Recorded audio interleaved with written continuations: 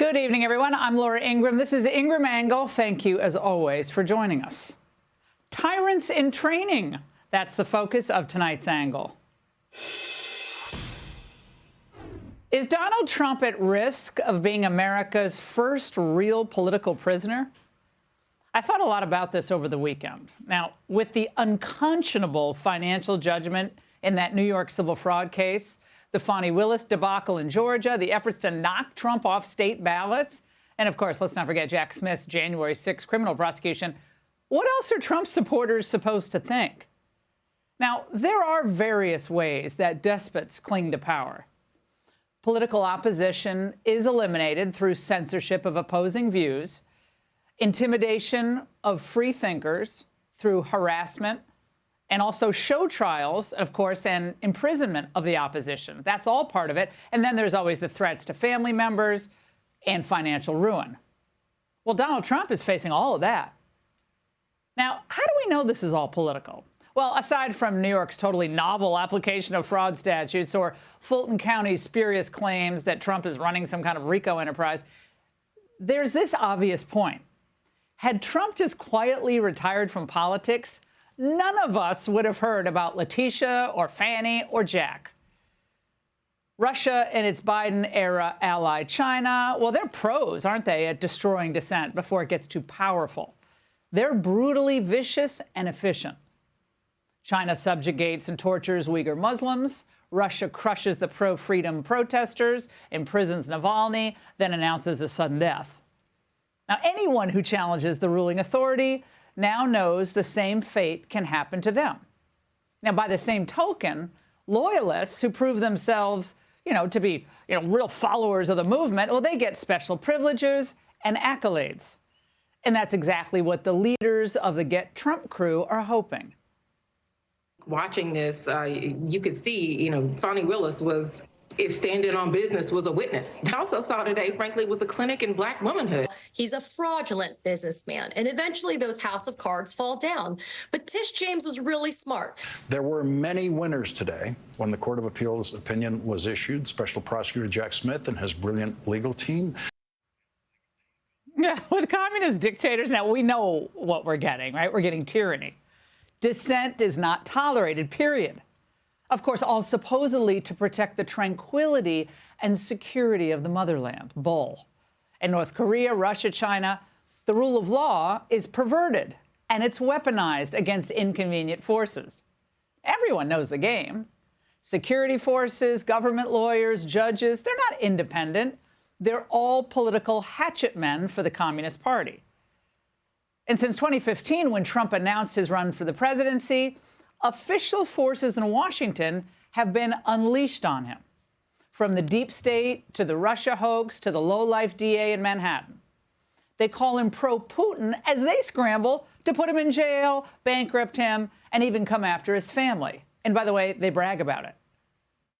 I look forward to going into the office of Attorney General every day, suing him, defending your rights, and then going home. We will rise up together and we will resist this president that ultimately will bring him down. Hey, hey, ho, ho.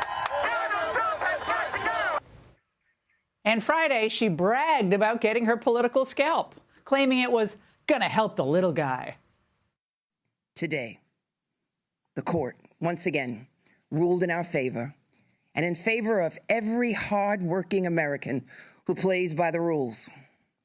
Donald Trump and the other defendants were ordered to pay $463.9 million. This is not what America is supposed to be. This is Soviet-style political persecution. Trump's original appeal came from his message that the American system, run by and for the globalists, had become rigged against our middle class. That's why he got so much publicity. That's why people flocked to him in 2015 and 2016. He focused on our trade policies, sending millions of jobs overseas. We engaged in too many endless, pointless, costly wars. We had an out-of-control, unaccountable, permanent bureaucracy. And, of course, millions of illegals were crossing the border. And America-hating radicals were taking over the schools. Of course, on all of that, he was right. But in their quest to not merely drive him from politics, but to destroy him personally, they've damaged every institution that used to have prestige and respect. Now, New York had the crown as the financial capital of the world, but today, what entrepreneur would take the risk in New York now? You get sideways with Letitia or someone like her, and you could lose everything. For no wrongdoing, by the way. Jonathan Turley put it well, saying the impact on New York business is likely to be dire. New York is already viewed as a hostile business environment, with the top end of its tax base literally heading south as taxes and crime rises. This draconian award is only going to deepen concerns over the arbitrary application of the law. Now, Governor Hochul, she knows this is going to backfire. But of course, that's a price she's willing to pay. Her political machine has told her to destroy Trump, and she's going along with the plan. I think that this is really an extraordinarily unusual circumstance that the law-abiding and rule-following New Yorkers who are business people have nothing to worry about because they're very different than Donald Trump and his behavior. Weak. Trump literally defrauded no one. And look, since COVID, many wealthy New Yorkers, they've left, right? Left New York, taking their business with them. This is just another reason for all of them to bolt, and they will. Now, Governor Hochul has proven that if you offend the wrong people, they will try to ruin you. It's not just the corruption in the court system. It's the FBI, the CIA, the DOJ, the SEC, the FCC, the corporate press, even the military. All these institutions are supposed to exist for all of our benefits, regardless of politics. Politics should never come into play. But about half of the voting public now believes that those institutions, for the most part, are just tools of the DNC. You don't play ball, or you're a disruptor, think, Elon Musk or Trump, and they will eventually make you pay big time. Now, let's be clear. Trump got 74 million votes in the last election, and those people contribute trillions every year to our GDP. So are they all Russian sympathizers? Are they all potential insurrectionists? A mega MAGA monster class? Of course not.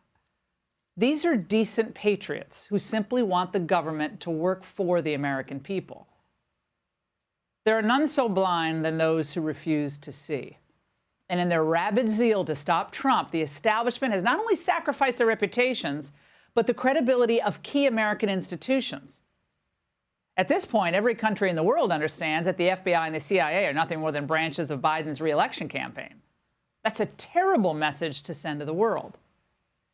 By laying waste to their own institutions, the establishment's setting itself up for a major loss. Even if they finish off Trump legally, politically, financially, they're going to be shocked to discover that for many, many years to come, their position will be significantly weaker because so many voters and so many leaders in other foreign countries will know beyond any doubt that U.S. institutions have been weaponized for short-term political gain.